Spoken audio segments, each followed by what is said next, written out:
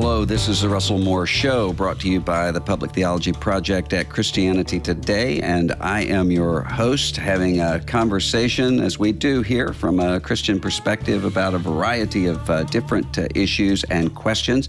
And before I get to my guest, I want to remind you to send your questions in. For once a month, we have the Listener Questions edition, and I'm eager to answer whatever questions you may have about anything. And so send that to me at questions@russellmoore.com. And I'm really excited about this episode because I'm talking to someone who was of immense influence on my life at a really strategic time. When I was a teenager, some of you know, I've talked about this here before, and going through a real crisis with Bible Belt Christianity and wondering what's real, what's true, what's out there, and do I have to give up a mind and a soul in order to be a follower of Jesus? And one of the places that I found hope was in the writings of Philip Yancey. I was, I think, directed toward him. I think he was referenced in some way in CCM magazine, which is a magazine about the contemporary Christian music industry. And that took me over to Campus Life magazine, where he was writing, and also over at Christianity Today, and then started to read his books and found somebody who was able to make sense and somebody who was able to actually grapple with the issues that I was grappling with. And Philip Yancey, thanks for being on the show today. It's an honor for me. Well, it's an honor for me, Russell. I'm glad we finally get to meet, even though it's virtually. That's right. That's right. You know, I remember describing you one time. I was talking about writers that had an influence on me, and I had you in the category of Northern evangelicals at the time. I guess you just, because you were, the places you were writing, it seemed to me to be coming from the outside and from the North, and only later did I find out that you grew up in a very similar sort of setting to mine. And then in reading your new book, Where the Light Fell, I find out even more than that we share a common distant ancestor in William Lowndes Yancey, the fire eater from Alabama, who was introducing Jefferson Davis at his swearing in as president of the Confederacy. That was an odd thing to find as I was reading your book. Yes, he was credited with partially starting the Civil War by rallying the troops behind him. And I found out also that some of my relatives were slaveholders. I don't know about you, Russell, but there we are. We came out of that soil. Yeah. That's not anything to be proud of, but we have the genealogies of the Bible to show us that everybody's got a bad genealogy somewhere or the other. Yeah. I was really interested in reading this book. This is a very personal book and a reflection about your life growing up and dealing with some of these key questions of life and family and faith and so forth. And as I was reading it, I couldn't help but think not only did it resonate with lots of struggles that I've had in recent years, but also with almost everyone I know in some way or the other right now. Because the primary question that I'm getting from people right now, they're not about how can I know that Jesus was raised from the dead, or how do I talk to my Buddhist neighbor. It's usually about what do I do when I have a family that's splintering apart, or I have a church that's splintering apart, and I don't know what to do with it. And I'm having that conversation so many times a day, and everybody thinks usually that they're the only one in that situation. And of course, they're not. So I think this is a very timely book. And one of the things I wanted to ask you about is you talk about in the book losing your father at a very young age, earlier than you would have been aware of his presence there. And I'm just wondering, as somebody who has spent a lot of time in the literary arena, if you think about how many people, I just think about the people that have been influential in my life, Frederick Buechner and Walker Percy, and I can think of probably 10 more examples right now, all who lost their fathers early in childhood, and who, in many ways, wrote out of that experience for the rest of their lives. Do you think that there's something to that? That there's something about the experience of losing a father that prompts someone to write and to think through in a particular way? Well, I've never thought about that before. I remember reading a book a long time ago by Paul Tournier, who was the Swiss psychologist or psychiatrist, I guess, and a deep thinking Christian. And he wrote a book about orphans, and he named all these writers who were orphans, and they lost not only their father, but also their mother. And writers are usually introverts. They're people who learn to stand on the edge and observe what's going on around them. I was certainly like that. And it may be that sense of loss, especially the father is the one that pushes you, get on back there, You got to stand up. I don't care if you fell down. You got to stand up. You got to keep going, Be adventuresome, be courageous. That's the father's voice. And if you lack that, and you already are feeling odd because you are different than the people around you, you may be onto something. Well, I noticed you mentioned several times in the book a vow that had been very troubling to you in many ways over your life. I couldn't help but think, oddly enough, in reading a literary biography of Batman several years ago, that was trying to say what's at the core of the Batman mythos, and it said it's the vow. So after the parents are killed, and the vow to take on the criminals who are a cowardly lot by becoming a bat. You had a vow in the background of your life that wasn't your own, but you talk about how the account of Hannah in 1 Samuel dedicating Samuel, her child, after asking for him from the Lord, was the most troubling passage of Scripture for you. Why is that the case? The vow came about when my father was planning to be a missionary in Africa. He was 23 years old. He was working in Atlanta for an orphanage at the time, raising support. He had as many as 5,000 people who were on his mailing list who had agreed to pray for him and support him. And they were eager. This was their lifelong dream. And they ran into a pandemic. In those days, the feared pandemic was polio. It was primarily feared because it attacked mostly children. There were exceptions. Franklin Delano Roosevelt was one, of course. And then my father was 23 when he contracted polio. And this vibrant, strong man was suddenly reduced to a completely paralyzed person who couldn't move any part of his body, couldn't even breathe on his own. So he was put in an iron lung for 2 months in a charity hospital, Grady Hospital, you probably know it. Didn't get a lot of good attention. And the people who cared about him and were praying for him and wanted him to be a missionary, or wanted to be part of that, became convinced that he would be healed. They really felt that was God's will. Why would God possibly remove somebody with that kind of potential at such a young age? So against all medical advice, he had to actually sign his way out. They removed him from that hospital, from that iron lung, and put him in a clinic.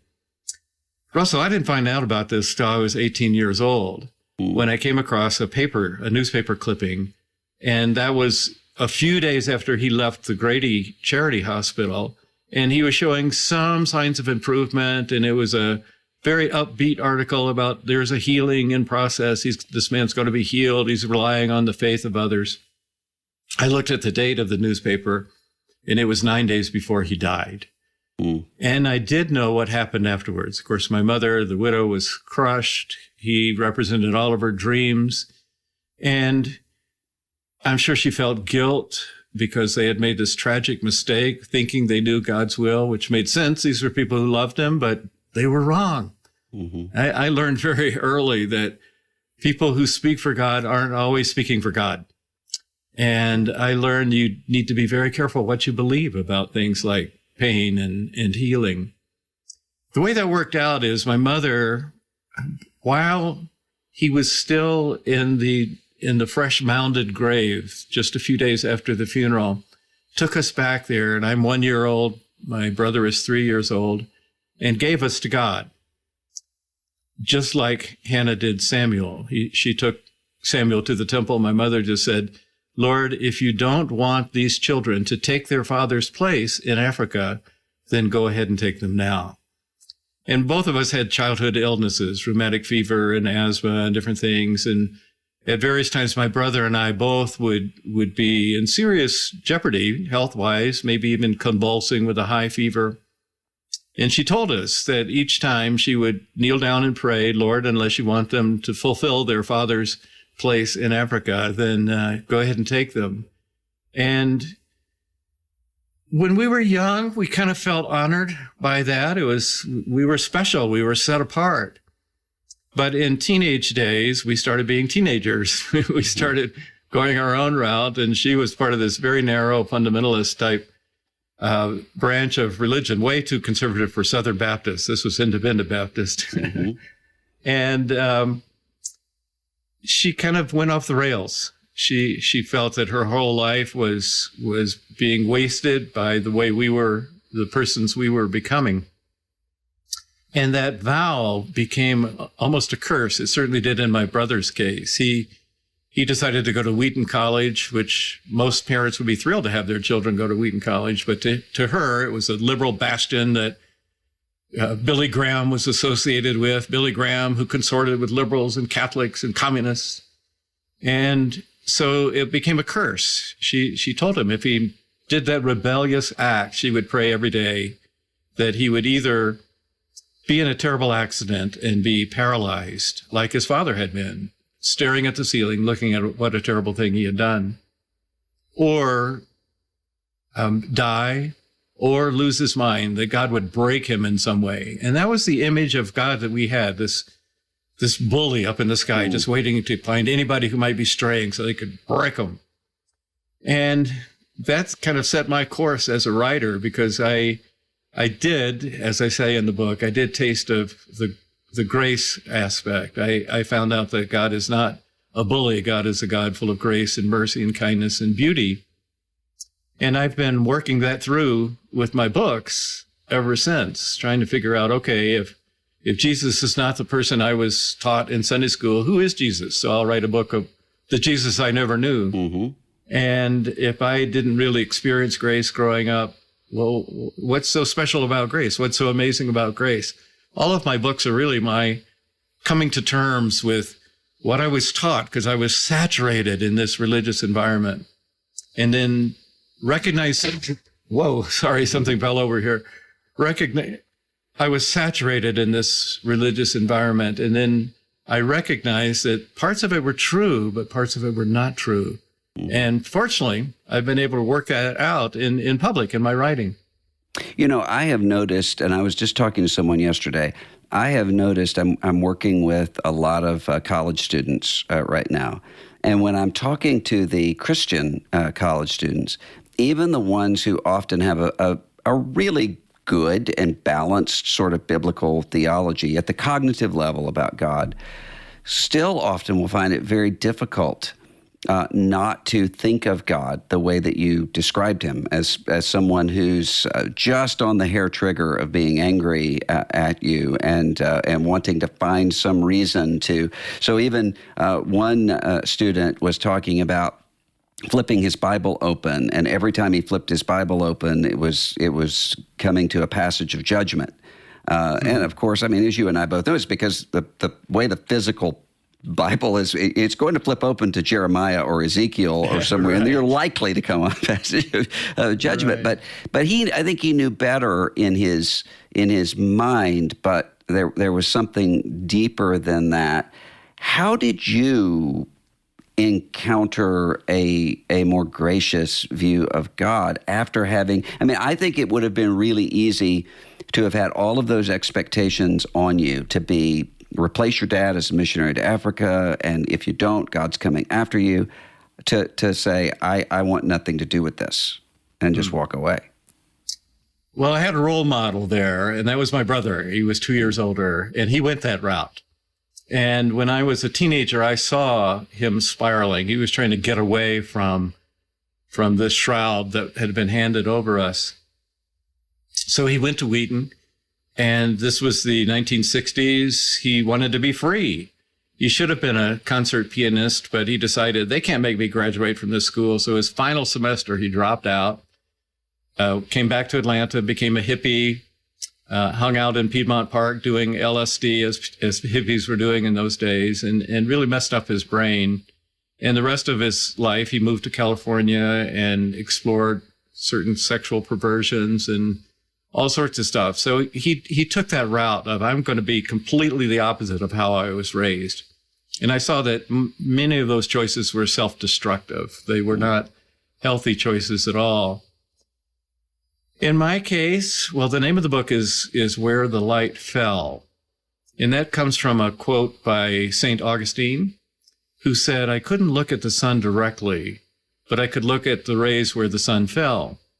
And that's where I was. I mentioned that I was saturated in this environment, and there's no way a gospel tract or a Bible story or a revival meeting could get to me. I was immune to those. I had been vaccinated thousands of times against that kind of fear base. And God used a very different technique with me. He exposed me to where the light fell. For me, those things were the beauties of nature. I was a budding young scientist. I thought I would be a scientist. And classical music and romantic love. And those three things softened me and got me ready for a rather dramatic conversion experience that I haven't talked about in much detail before. And in that process, I learned the church had misrepresented God to me. I had perceived God as this fearsome, angry bully, is the word I used. And I found out whoever was responsible for the delicacies of the beauties of nature, whoever made our ears and made the potential for creating the kind of music that I enjoyed, whoever came up with romantic love could not be that person. I needed a new vision of what God was like. And I finally got one. And I had this traffic accident a few years ago where I was lying strapped into a bodyboard with a broken neck as they were trying to figure out if I would survive or not. I always thought that when you're raised in that environment and when you really face death, all of those fears will come flooding back, the smell of brimstone and the hellfire and all that, because I heard it so much growing up. And it really didn't. I didn't particularly want to die, but my primary response was trust. I've learned to trust God. There's a verse in is it James? Perfect love casts out fear. Is that in James? I think so. Perfect love casts out fear. And one of the things that distresses me, Russell, is that so much of my history in fundamentalism and even in evangelicalism is fear-based. So we always have something to fear. What if America elects a Catholic president? Y2K, fluoride in the drinking water, communism, secular humanism, HIV/AIDS, all of this stuff. We're always afraid of something. And I don't think that should be our primary stance in the world. We should be the trusting ones. We should be the ones who believe perfect love casts out fear. And we trust a sovereign God who somehow will make it all come out right. In the end, we believe that. That's foundational. That's core. And so we should go through life, as Paul told Timothy, with a sense of calmness and power, because we have a power that overcomes those fears. Why do you think that fear has such a power? I mean, especially after we see the last set of things that we were supposed to be paralyzed with fear about simply being replaced by something else. I mean, when I was growing up, I laughed when I saw your reference to Gog and Magog, because in my church there was an awful lot of Gog and Magog is the Soviet Union, and here is the European Common Market, and right. Everything's about to all go down. And there was that sense of the supermarket scanners were going to be the mark of the beast. Listen to this music backward masked, and here are the satanic messages in music that now would be sort of the background music in commercials, and no one thinks anything about it. Why, after so many times, do we not say, well, maybe there's something else going on with some of the things that we're being told to be afraid of? Why don't we learn that? I mean, what's the incentive structure there, do you think? Yeah, well, fear is an effective motivator up to a point. Those Southern Revival meetings where the pastor just keeps going on and on, playing endless courses of Just As I Am, trying to appeal to one little sin that you have that might get you to join the crowd in front. I mean, I went through that again and again and again. So it's an effective motivator, but only to a point, because after a while, you stop being afraid. Some of those things turn out not to be fearsome after all. And we all know that fear and guilt and shame have their limits.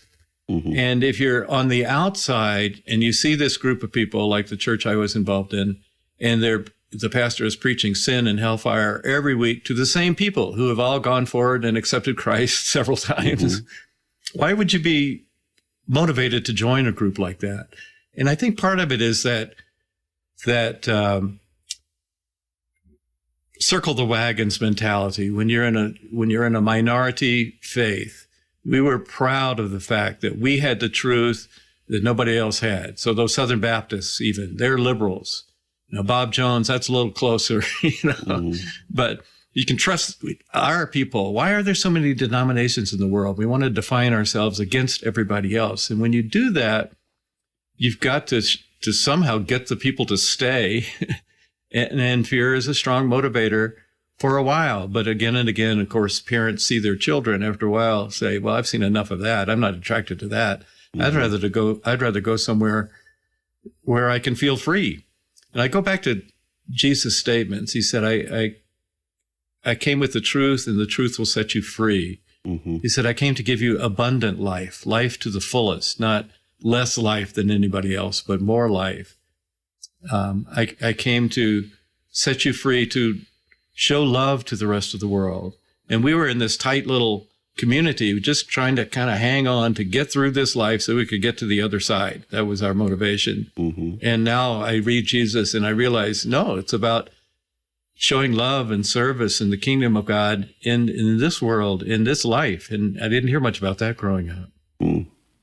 You know, I was also sort of marking down when you referenced in the book about praying the sinner's prayer, because I identified with that completely, and I think it's related to this concept of God, because I would find myself praying the sinner's prayer that I had heard 1,000 times in those invitation hymns over and over again, with the sense of, well, did I really mean it the last time? If you pray this and you mean it, the evangelist would say, then you will be saved. But the question was always, well, how do I know if I really meant it? And how can I look through all of these motives inside of myself and be able to know that this was genuinely authentic? And it actually became almost a kind of secret code that God was requesting of me, that turned faith into actually the very sort of ritualism that sometimes those very people were warning against,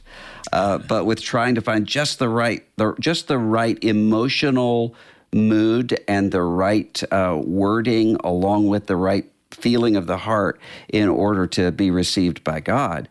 And as I was noticing as you wrote that, and then also when you started talking about this, starting to understand acting. And you talked about how you learned that you can pray from the pulpit, give a tear-jerking testimony at camp, and suddenly you're a spiritual giant. Do the opposite and you're a renegade. And people can judge you by the outside as long as you keep the inside well hidden. And when I read that, I immediately thought of James Baldwin, who would talk about being a teenage preacher and that he was so familiar with the craft and he knew what to do. If you worded things in just such a way, people would say amen. And if you did something else, people would. And he started to say it became very fake to him. He started to see it that way as being not genuine. And you talk about in the book, it comes up several times, your brother asking, how do we know what's fake and what's true?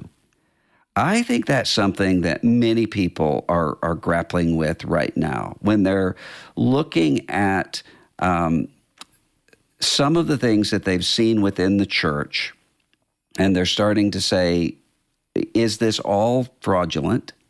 But then also when they start to look back and say they have these high expectations of what spirituality ought to be, and they say, how do I know that I'm not just following a script that somebody else has written? I mean, how do we get out of that impasse? There was a character, I don't know if you know this name, Marjo Gortner. Do you remember that name, Russell? No. He was a Pentecostal preacher, and then he lost his faith. He was a healer in the Oral Roberts type tradition in the early days of Oral Roberts. And he would go around and have these big rallies, usually tent crusades. And then he lost his faith and he wasn't doing well in other careers. So he decided to go back. He didn't believe a word of it, but he knew the style. He knew what to do, what the behavior was. And he would get up there and preach and shout and stalk the stage and get people to come forward, and he'd pray for their healing and slay them in the spirit. And then he'd go back and collect the offering money and move on to the next town. And they did a movie of him, and backstage, he would tell the camera people, the producers, don't believe a word of this, but boy, it was a good night tonight, wasn't it? I had them coming streaming down the aisles. And it's kind of a faith shaking movie because you start to wonder. And that is the risk. And I guess one of the most important lessons I learned is that not everybody who claims to speak for God actually does speak for God. And another lesson is don't blame God for the church. I see the church as God's greatest act of humility, frankly. It's amazing what we celebrate on Christmas, that the Lord of the universe, who created 1 trillion galaxies, would become so small to join one tiny little planet in one tiny little galaxy or solar system in one tiny little galaxy out of 1 trillion, that God would shrink down and join us on this planet to express God's love. That's pretty amazing. But what's even more amazing is that God would turn over the mission to us. Because when Jesus left, he said, it's up to you now. So here's the good news. It really is good news. So I want you to take it to Judea and Samaria and the end of the earth. And I'm leaving now. Bye. And he floated away in the ascension. And to me, that's an amazing act of humility. Sometimes I shake my head and say, man, if I were God, I wouldn't have done it that way. Because it opens up to exactly what we've been talking about. We're fallen human beings. We're corrupt human beings. And some people are going to say, hey, there's a scam. I can make some money on that one. But the core truth that we've been given is, here's the message of God being love at the center of the universe. I truly believe that. And God wanting the very best life for us, wanting to be fulfilled human beings. And I believe the reason God went through creation process in the very first place, back at the very beginning, was because God is love. And if you're loved, it's not a verb. there. It's a noun. God is love. God can't help loving. But if that's your essence, you have to love something. And he created human beings in his own image to express that love. And somehow we miss that. It becomes all tied in with an institution and structures and rules and all that. And I certainly did miss that the core of the universe, the core of the message of the gospel is God's love. I think the entire Bible could be summarized pretty well in Jesus' story of the prodigal son, because it's really about the prodigal God, the prodigal father, prodigal with his love, standing on the edge of the porch every day, scanning the horizon, looking, can today be the day I get my family back? And I believe that's the story of the Bible, God finding a way to get God's family back. Mm. Well, you in the book, a great deal of it is about, I would say, you're standing at the front porch and scanning the horizon about your own family. And one of the striking things I think about the book is that it doesn't end with this neat resolution that I think many people might be expecting, where eventually your mom realizes how hard she was on you and your brother, and there's this sort of tying up of everything in a resolution, which, as we know, doesn't often happen in the way that we experience life in a neat narrative sort of a way. I suppose as you're looking at this, and you were very honest and vulnerable, I think, in talking about your family, I wonder about, there are many people who, as they read this, they're going to think about great pain in their own families, and with that will often come a great deal of fear. So if you think of, for instance, John Mayer's song "In the Blood," where he's talking about this fear that maybe he will repeat the sorts of patterns that his mom and dad and others in his family had, and was that just them, or is it in the blood? What would you say to someone who's really having that fear, and maybe they're at the front end of life, and just they haven't really experienced life to a great degree to see who they are, and they start asking, am I just going to repeat these same patterns? Yeah. Well, I'll speak first to parents, because there's so many parents these days who are watching their kids just walk away from the faith. Mm-hmm. And they may have had intense experiences. They may have been kind of the poster child Sunday school kid, and now they went off to college and they don't want anything to do with it anymore. They never want to go to church again. And that is a great wound for the parents, for sure. You care about these ultimate things. You want your kids to experience what you've experienced. And what I have learned is that there's very little control you have over that. In fact, the more you try to manipulate it, you will probably get the opposite effect. The best thing we can do is pray. And my prayer for my brother, for example, who's one of those people, is that he be surrounded by healthy Christians, because he was surrounded by unhealthy Christians for his growing up years. And he got his image of what God is like and what life is like from watching them, and he wanted to get away from it. And I understand that. And my mother has wanted to, when he stepped away from that control, she kind of freaked out and did some things that she probably now regrets. So I'd start there.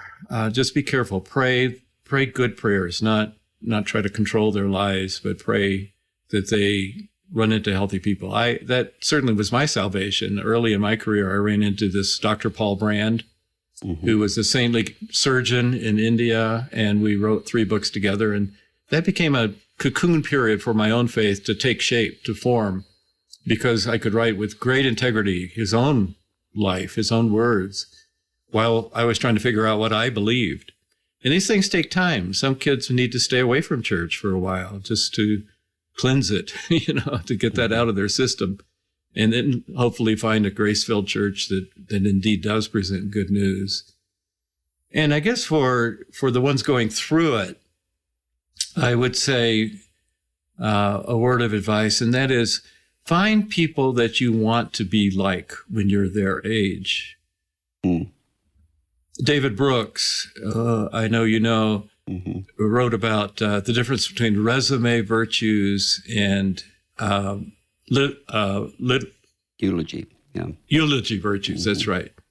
Resume virtues are what we tend to focus on in the United States. What school you went to, how much money do you make, where you rank in the social order. And Brooks said, I've observed that when I go to funerals, nobody talks about those. They talk about this person was kind, this person always had time for you, this person cared for his family, didn't let work take over his life. Those are the eulogy virtues. And we kind of sense that. And when you run into somebody who really does have their life together, there's this little bell that goes off that says, that's good. I'd like to be like that person. And for the young people, I would just say, choose some people. You tend to choose people who will show you a good time. Well, okay, part of life is having a good time, but think about the end of your life. How do you want to end up? And look for models. And very often they will be people who were formed by Christ, the fruit of the Spirit, the kind of virtues that people talk about. He was a good man. He was a good person. He cared. He loved. She cared. She loved. So that's one word of advice. And when I was a young writer in those days, this was back during Watergate. So Bob Woodward and Carl Bernstein were in the news every day, and Bob Woodward still is, I guess. Yeah. And I thought, man, wouldn't that be great to be an investigative reporter, to write these articles exposing these politicians and preachers and people like that. And I did a few of those, and I found it very unfulfilling because you have to spend so much time among jerks, yeah. The people you're writing about. And instead, I looked for people I could learn from. And I wrote this book called Soul Survivor, which accumulates those people. There are about 13 of them. Some of them were historical people, and others were ones I interviewed as a young reporter. And that was a soul-shaping book for me, because I realized I need to learn from somebody who's different than me, like Martin Luther King, but I need to overcome some of the wrong impressions I had in childhood. I can learn from Gandhi. I can learn from people who aren't directly Jesus followers, but yet who were challenged by the Sermon on the Mount and what Jesus preached.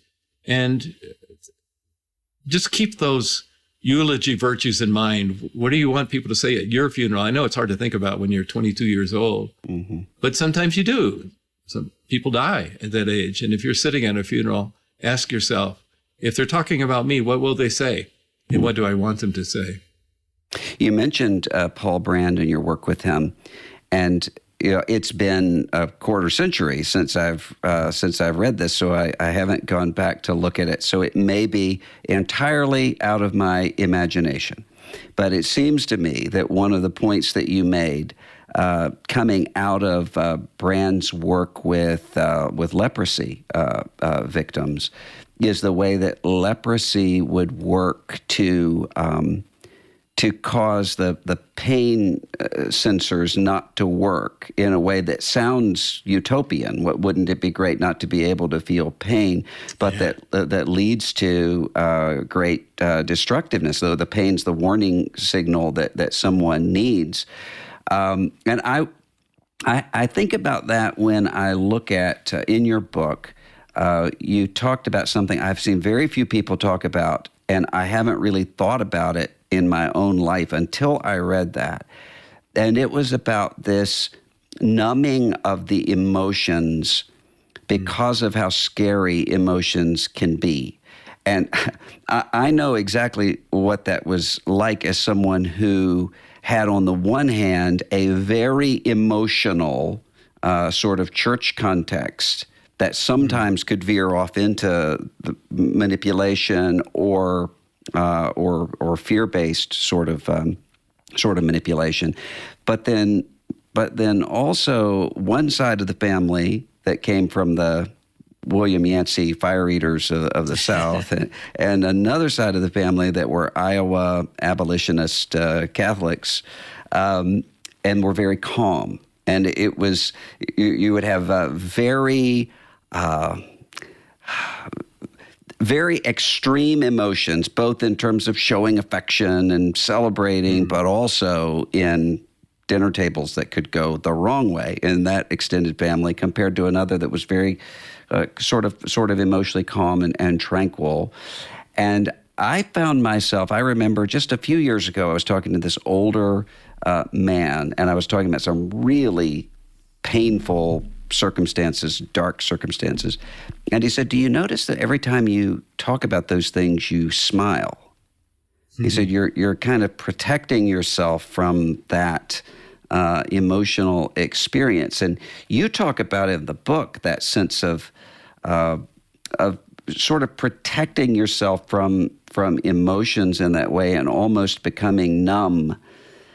I think there are probably many people who experience that. What's the way out of that or around that in your view? Yeah. Yes. I had this brother who was 2 years older, and he would respond by taking people on. So first he tried to be the perfect Christian, and that didn't work so well, and things were going south at home, and he would be fighting with our mother. And he's a kid, so you usually lose those fights. And she had this perfectionist theology where she thought she had never sinned, so therefore she's never wrong, so she never apologizes, and he's always wrong. And he would just fight. And I saw this, and I learned that people go through different ways of coping with a really unhealthy environment like that. Like some kids harm themselves. They do cutting or some of the anorexia, those kind of diseases. These are ways of coping with an environment you can't control. So you find an environment that you can control. Watching my brother, I decided I've got to have a shell around me that nobody can crack, that nobody can get to the real me, whatever that is. I had no idea what that was. But I watched how emotions were dangerous. You'd say things you get punished for.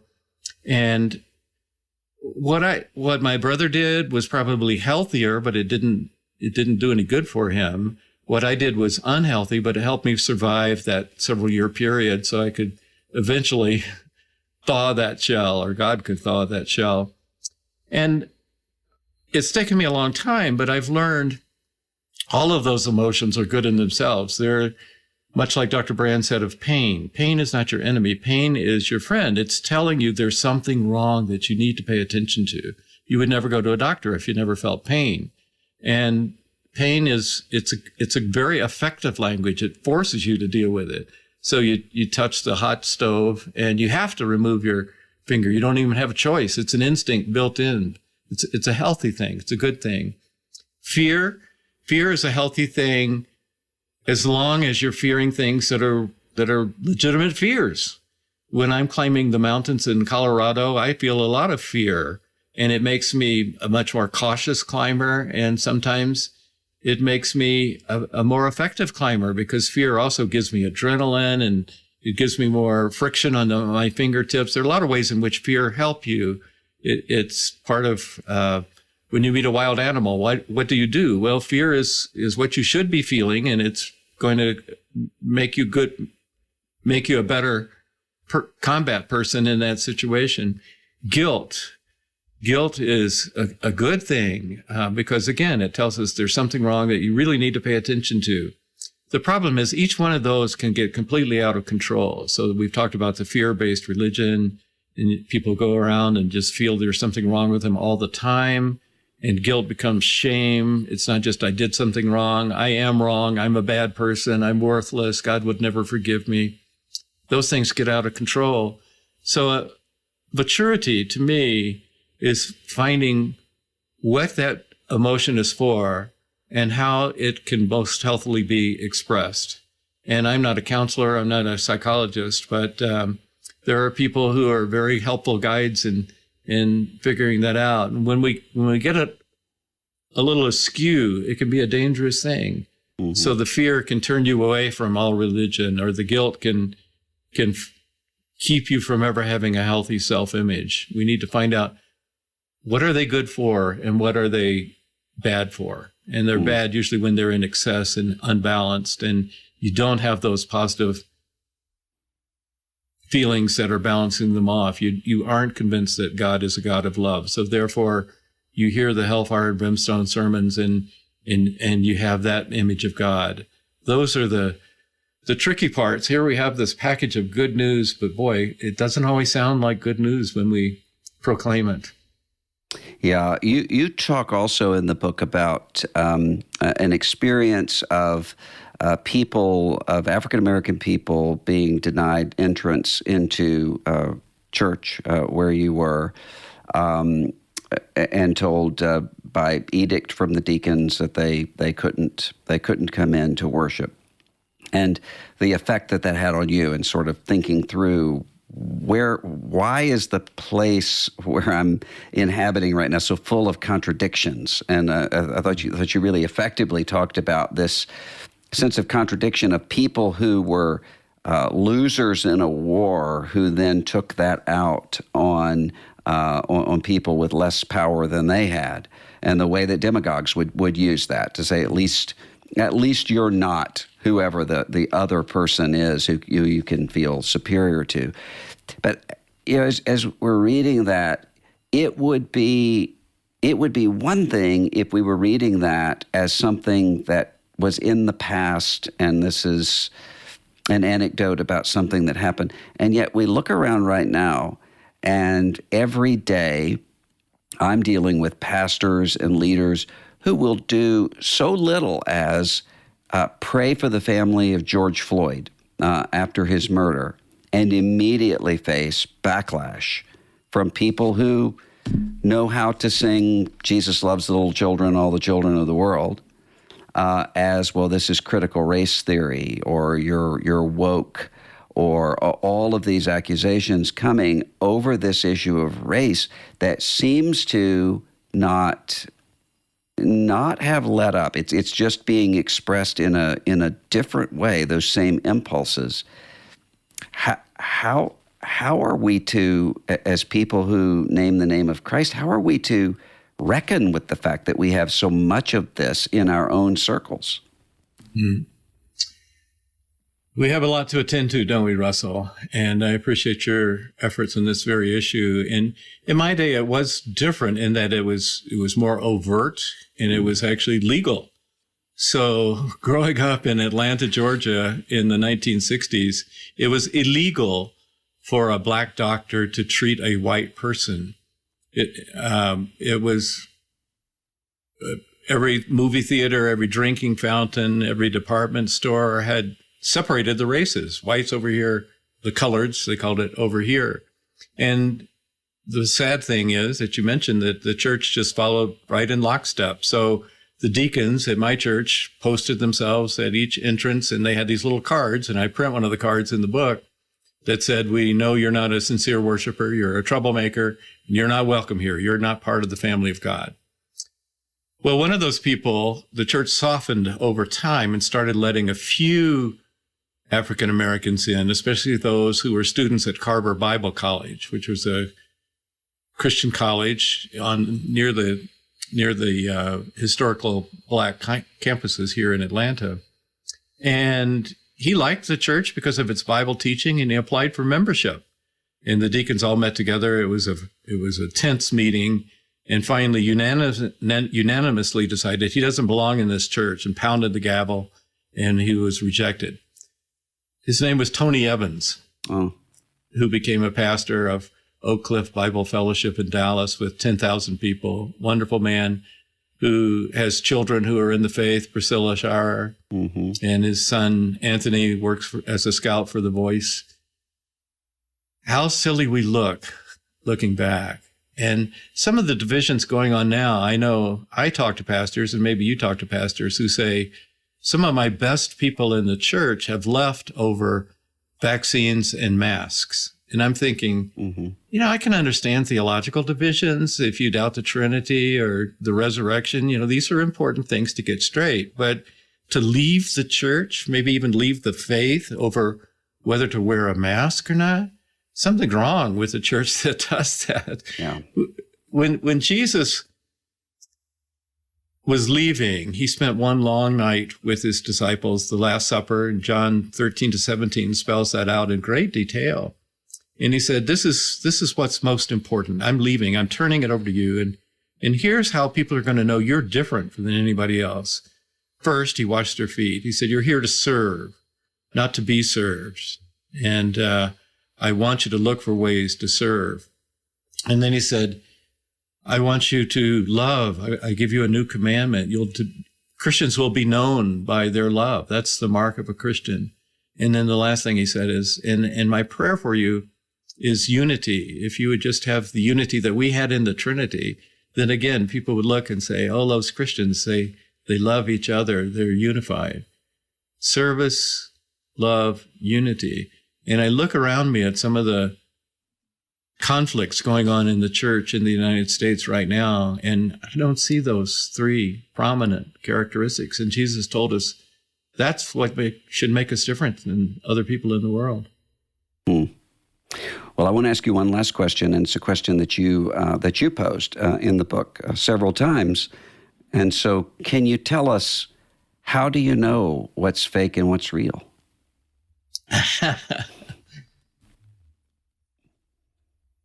I've spent my whole career digging that out. And one of the things I love is that if you ask Jesus a question like that, he would throw it right back to you. And he would say, these are the characteristics, go and look for them, and you tell me. And he said, by your fruits you should know them. And the evangelical movement, of which we are both a part, the evangelical movement has done great, great things. Much of the mission work around the world that I've seen in various countries came out of that impulse that followed World War II. For a while there, it was kind of the most prominent branch of faith in the United States. And now it's splintering in ways that cause us a lot of grief. And it's up to every one of us to take the instructions and the template that Jesus and Paul gave us on this is what the church should look like, this is how we should act, and ask that question for ourselves. What's fake and what's real? And what do we need to do to restore the church that Jesus had in mind when he turned it over to us? We're not doing a very good job right now. And we need wisdom and guidance in discerning that very distinction, what's real and what's fake. I know I've been listening to the CT podcasts on the whole Mars Hill episode where church after church, leader after leader starts off with a bang and ends with a whimper. And something is wrong when that happens, and we need to analyze it. We need to humbly, I think that's the critical word, humbly take a look at what we've been doing and try to restore the original impulse that Jesus set loose when he said, I want you to carry the message. It's a message of good news, and it's a message that changed the world.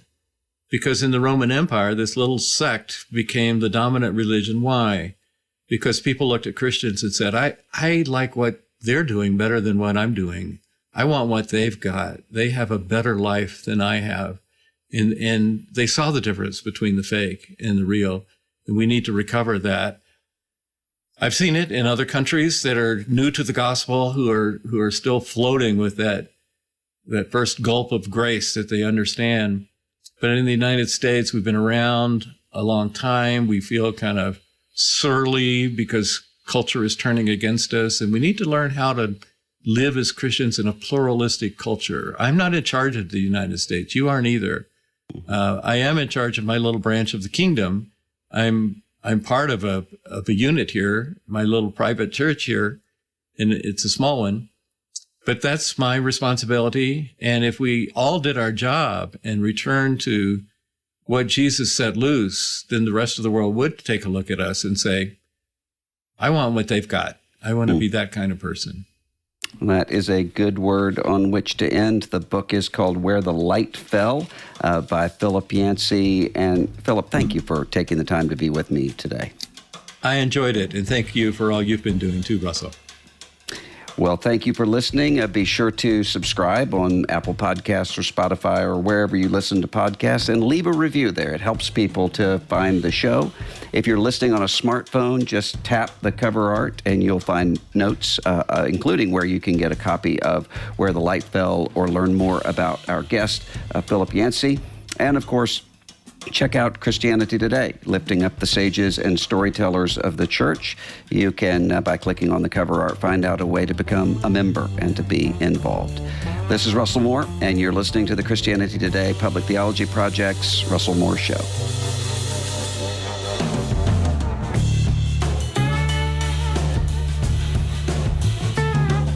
The Russell Moore Show is a production of Christianity Today. Eric Petrick is our Chief Creative Officer. Russell Moore is the executive producer and host. Mike Cosper is our director of podcasts. Production assistance by Core Media. Beth Gravencourt serves as coordinator. Kevin Duthu, producer. Audio mixing on today's episode by Kevin Duthu. Our theme song is Dusty Delta Day by Lennon Hutton. Administration for Christianity Today by Christine Kolb and Pam Vodanova. If you like what you heard on today's episode, make sure you subscribe to catch the upcoming episodes.